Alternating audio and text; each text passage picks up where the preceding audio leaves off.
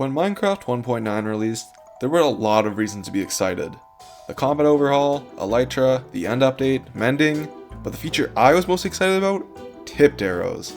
Tipped arrows let you apply potion effects directly through your bow shots, completely changing how combat works. They add strategy, pressure, and utility that regular arrows simply don't offer. And yet, most players still ignore them. On Java, I completely understand. But on Bedrock, they're incredibly easy to obtain using cauldrons, and despite that, many Bedrock players still don't use them. So today, I'm giving you the complete guide on how they work, when to use them, what's good, what's overrated, and which ones are actually broken. A quick disclaimer before we start, this guide focuses mainly on Bedrock Edition. On Java, due to parity differences, some tipped arrows aren't as effective, and regular arrows are still often the better choice. Bedrock players, pay attention. By the end of this, you might never go back to regular arrows ever again. Let's start off with general facts for all tipped arrows. Tipped arrows apply effects at roughly 1/8 the duration of a regular potion. At first, that may sound bad, but here's the part what people miss. When putting 1 or 2 potions in a cauldron, the player will receive a multiple of 16 times the amount of potions they put in the cauldron, so 16 or 32. Only when 3 potions are used, it will craft into 64 tipped arrows. Normally, 1 potion equals 8 arrows in total duration, meaning 24 arrows equal the total duration of 3 regular potions. When you total the duration across a full stack of arrows, tipped arrows actually give you more total effect time. About 2.6 times more to be exact, per brew, than drinkable splash potions. Now, as for bows, Infinity does not work with tipped arrows. If you're committing to tipped arrows, you should almost always choose mending instead. That said, Infinity is still good as a backup. Just keep 1 regular arrow in your inventory or bundle in case you ever run out of tipped arrows mid-fight. Crossbows, on the other hand, work a bit better with tipped arrows. The multi-shot enchantment shoots 3 tipped arrows at the price of 1, but only applies the effect once per target. If all 3 arrows hit different targets, they work as intended. However, the only exceptions to this are healing and harming arrows, only when used to heal an entity. However, the only reason that all 3 arrows can work on one entity is if used to heal them, with the healing or harming arrows. More on that later. Piercing allows you to recover arrows after hit, which is especially valuable early game when tipped arrows are more of a precious resource. Now, if you're using a positive effect arrows like healing or regeneration, I'd recommend try not to shoot yourself with a fully enchanted bow. Use a dispenser instead. Dispenser arrows deal minimal damage with armor and are far less tedious and dangerous than shooting yourself or an ally directly, making support much safer and easier to do in combat. And since I'm mainly focusing on the Bedrock edition of the game, one great Bedrock exclusive mechanic is effect overriding.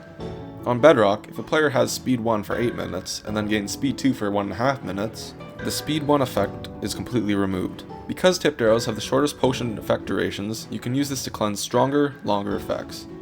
For example, if you're hit with a 2-minute poison 1 potion, shoot yourself with a 2-second poison 2 arrow. After 2 seconds, the poison will disappear entirely. This mechanic alone makes tipped arrows on Bedrock far more versatile than they could be on Java. Now, let's get into the guide for each effect, going from the worst to the best. To start off, we have the water breathing and wind charged arrows. Water breathing is niche. Ocean Monument, sure, but Mega Blocks usually do the job much better and are far easier to obtain. And wind charge is even worse, there's barely a practical use for it in combat. Wind charge arrows can have potential to be useful against large groups of mobs, but overall, not as helpful as other tipped arrows. Just use regular arrows instead.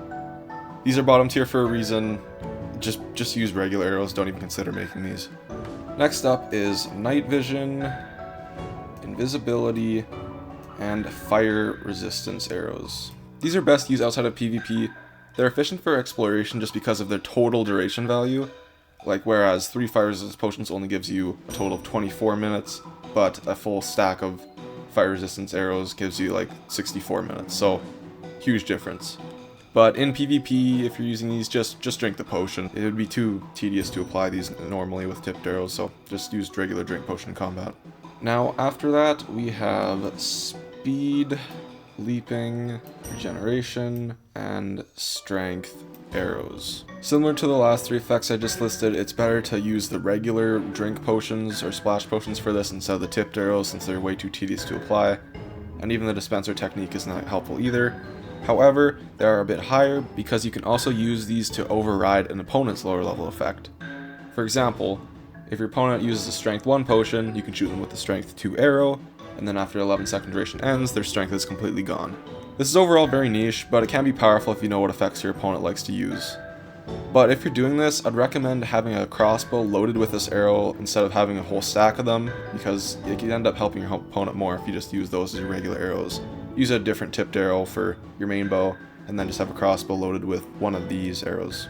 Next up is weaving, oozing, and infested arrows. These are not good for PvP really that much. However, they are more built towards farms. Because, for example, let's take an infestation farm, for example. If you have a dispenser to splash infestation on a mob, they can only go up to 3 minutes, so 3 times the 9 dispenser slots, that's 27 minutes. However, if you have a full dispenser filled with 64 tipped arrows in each of the 9 slots, it can apply it for a total of 3 hours, 31 minutes, and 12 seconds. Massive difference. Out of the three, oozing ranks the lowest just because it has no direct effect on combat until an entity dies. Weaving, you can use on yourself to give yourself a little bit of a web movement speed boost. And infested is the best because it can kind of distract your opponent. And on Bedrock Edition, there's no sweeping edge, so it can waste their time trying to swat at the ground, getting the silverfish. And now, these are the gimmicky arrows out of the way, so let's get into the real arrows. Starting off with the Arrow of Decay. It doesn't deal that much more damage than a regular arrow, but it's better to use against most mobs since they're immune to poison and not wither. It's very hard to obtain survival though, only from the Master Fletcher, rarely, so it's the worst of the best. Now for the Java players watching, let's talk about their only really good tipped arrow to spend the time to make, Spectral Arrows. These are extremely useful in team PvP or against opponents who try to escape. These can outline players through walls from up to 128 blocks away and will still work if the target has the invisibility effect applied. You can even shoot yourself with these to help teammates kind of track your position. For example, like if you're lost in the nether, you can just pop yourself with one and then they can see your aura.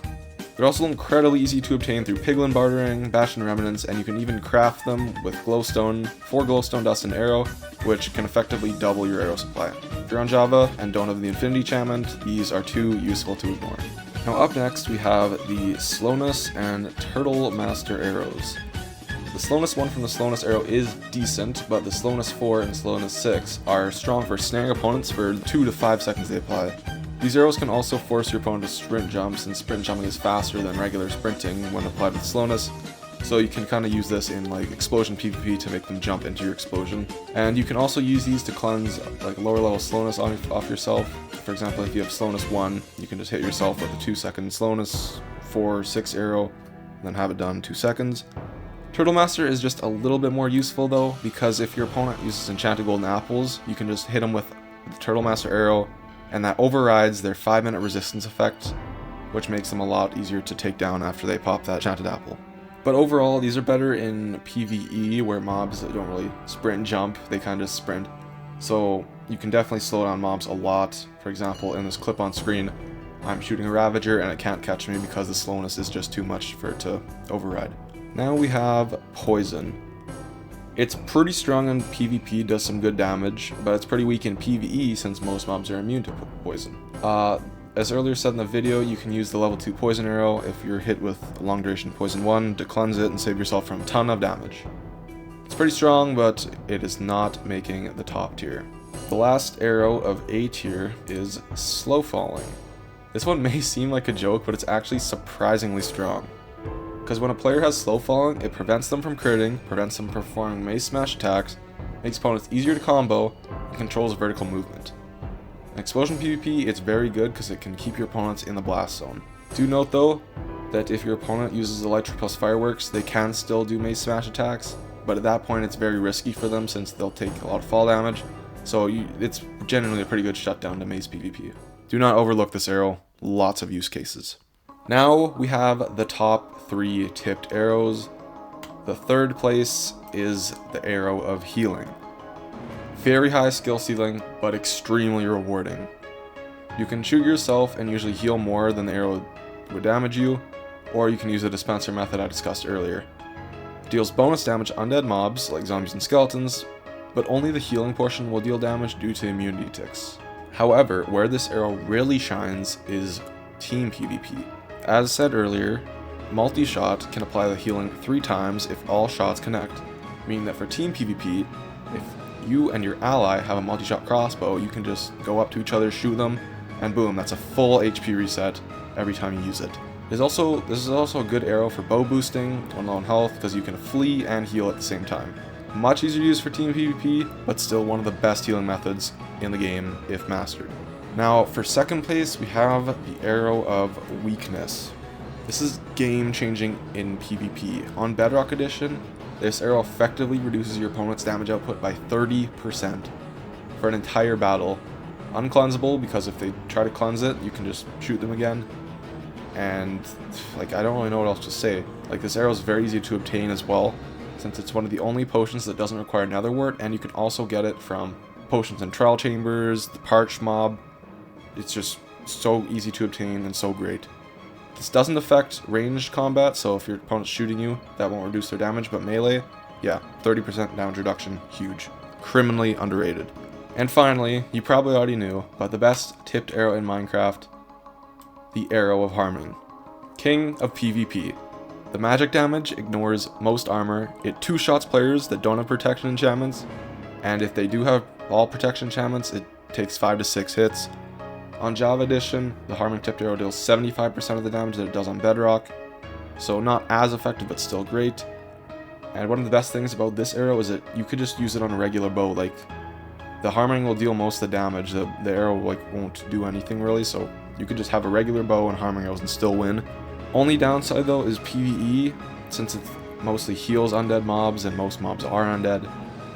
You can also use the multi-shot trick on them to do a full HP reset on most undead mobs. But yeah, this arrow is incredibly overpowered for PvP, but not so much for PvE. Hello, this is Editing Wiper here. I've done a lot more tests because I looked at some of the rankings and I thought, yeah, some of these are a little bad, especially after I did the test. So I kind of fixed up some of these. Wither arrows are actually pretty bad. I realized they don't really deal that much damage, and they're hard to get. It's easier to just go for regular arrows. Leaping, speed, and strength. Again, they're really only for the cleansing or like effect overriding. So overall, not that, like, you're probably not going to get much use out of these in combat, and they're useless if your opponent uses a level 2 effect, because if they use a level 2 effect, then you can't use overriding because they're the same level. Regen is up here though, because like if they have the 2-minute regen 1, it's a 2-second arrow, hit them with that, boom, instantly wipe. So that's why it's up here. These 3 effects, they kind of maintain the same placement, but water breathing and wind charge, I realized that they are actually better than I thought they were. The water breathing, since it's underwater, if you shoot the arrow up and it lands back at you, it deals like almost no damage, it's easy to reapply.